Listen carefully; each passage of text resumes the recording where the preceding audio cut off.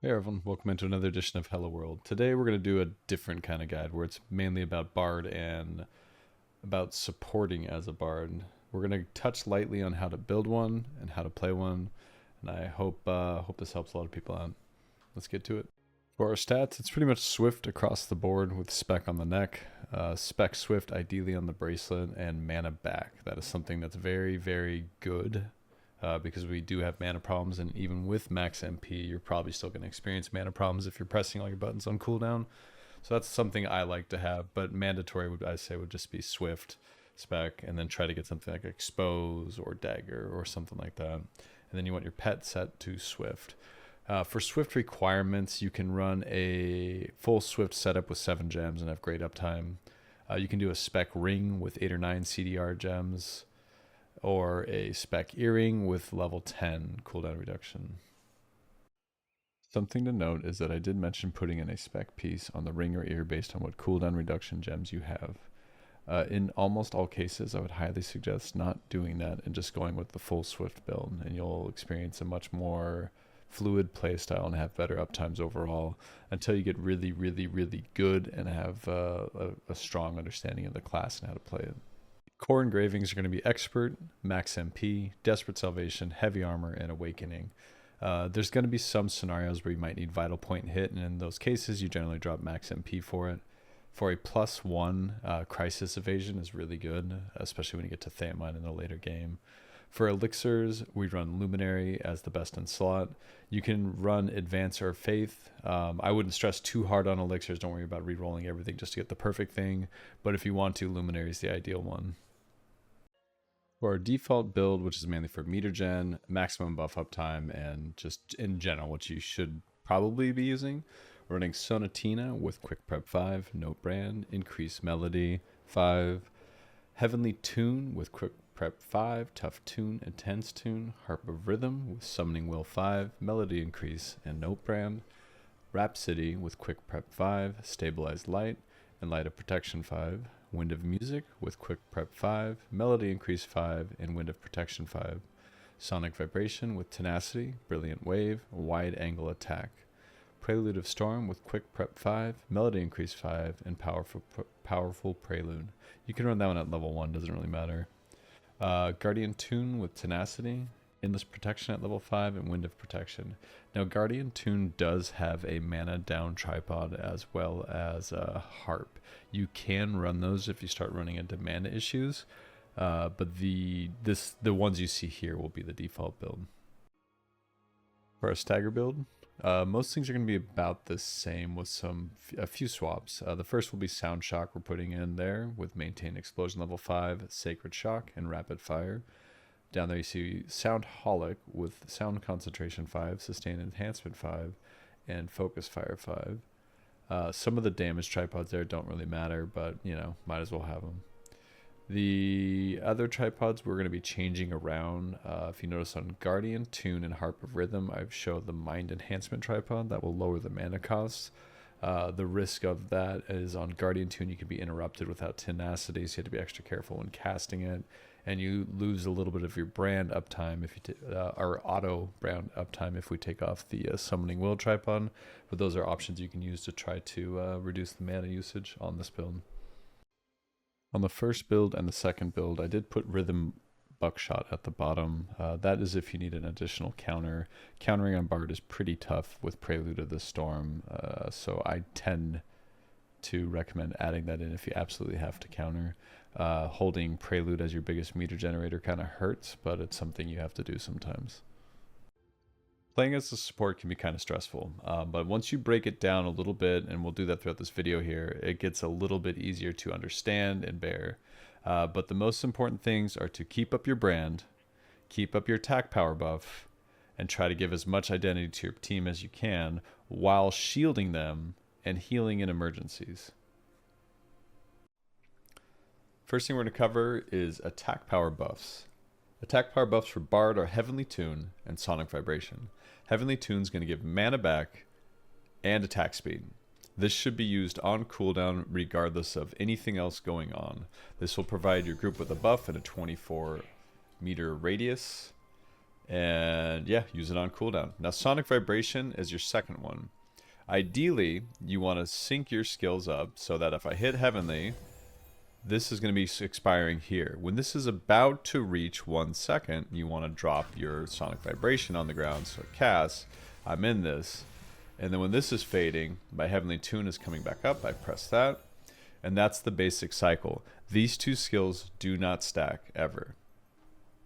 For Sonic Vibration placement, there's a couple ways to go about it.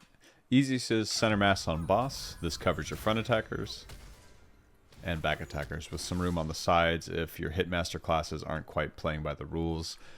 In my opinion, most classes need to be playing on the boss, and you as a bard need to be playing on the boss to maximize your meter generation because you have a very small radius, and if the players want to get shielding from you and buffing from you, they should be within the radius of you. In some newer player cases, you're going to see them like way out here, so you can try to pivot your Sonic Vibration like that. But I think in the current game state, most people know to be close to their support and how to get buffs from them.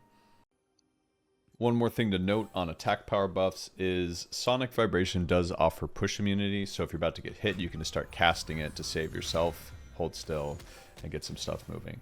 Heavenly Tune can be interrupted, so you need to be very, very careful since this is the important one. This is giving your group mana back as well as attack speed, let's say.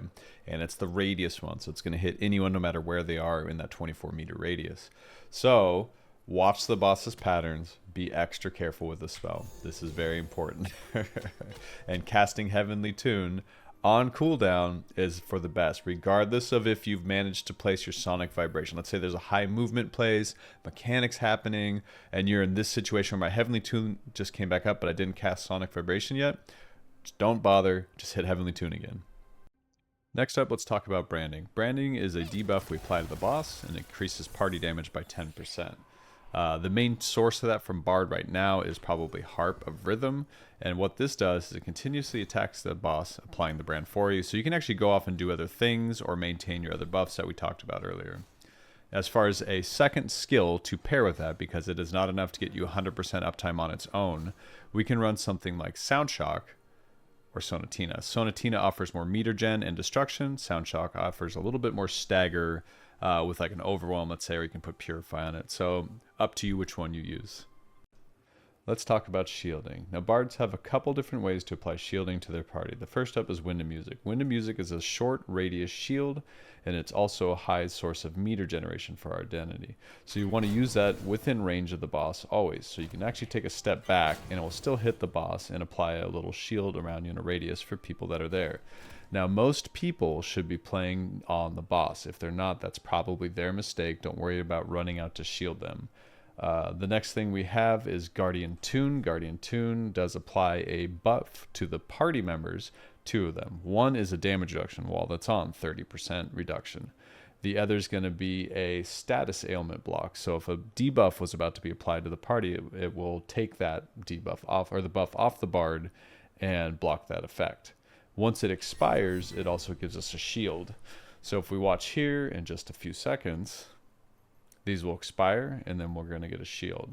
Now, those 2 things are going to be used on cooldown. Like I said earlier in the video, always be casting. Keep these things on cooldown. Those are your 2 prime sources.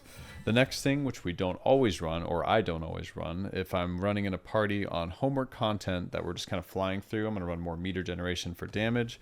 But like on item level, hell content, or current hard content, I would say run Rhapsody in most cases. So now Rhapsody can be used in probably 3 ways.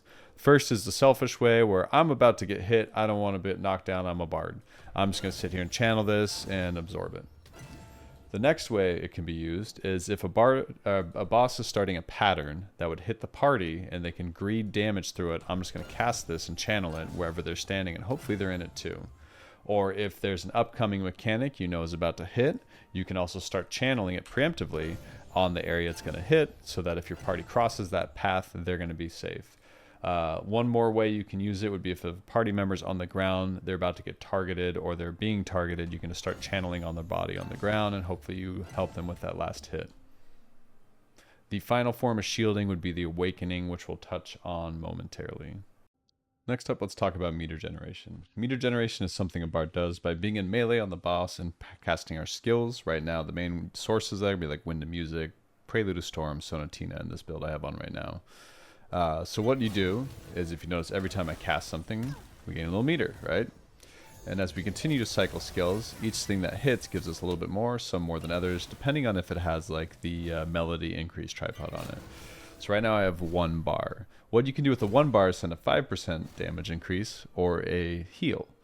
As far as the healing goes on Bard, you always, and only send a 1 bar buff. Now, if you're ever in a situation where a party member will die, and you're at 2 bars trying to hold for a 3 bar, just send the heal. Like, save your party members. Dead DPS do no DPS.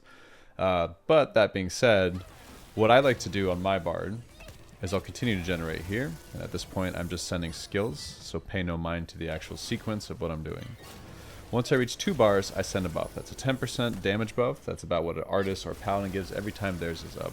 And the reason I do this is because a lot of classes are uptime damage based, and as long as I can keep up with them and continue to send stuff, I can also send my awakening for 1 bar here.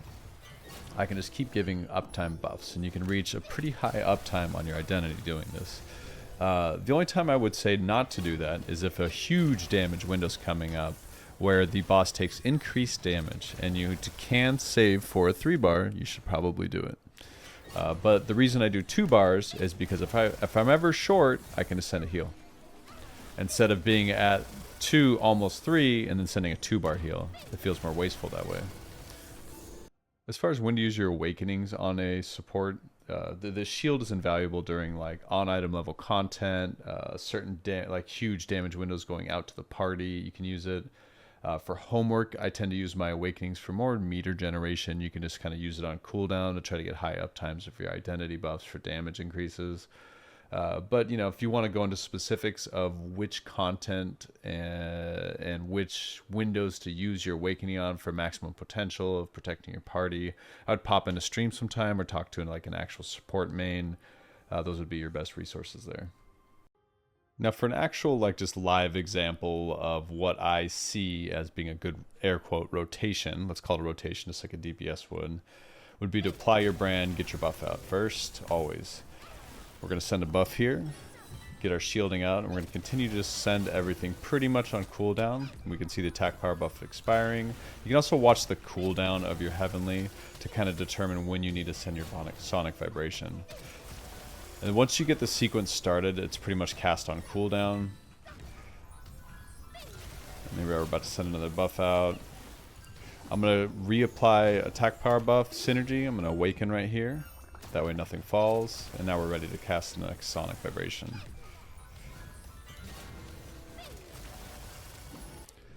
Next thing I'd like to cover is Push Immunities and how to use them. The Guardian Tune itself, while I'm in the animation, will prevent me from getting pushed around. So here's an example.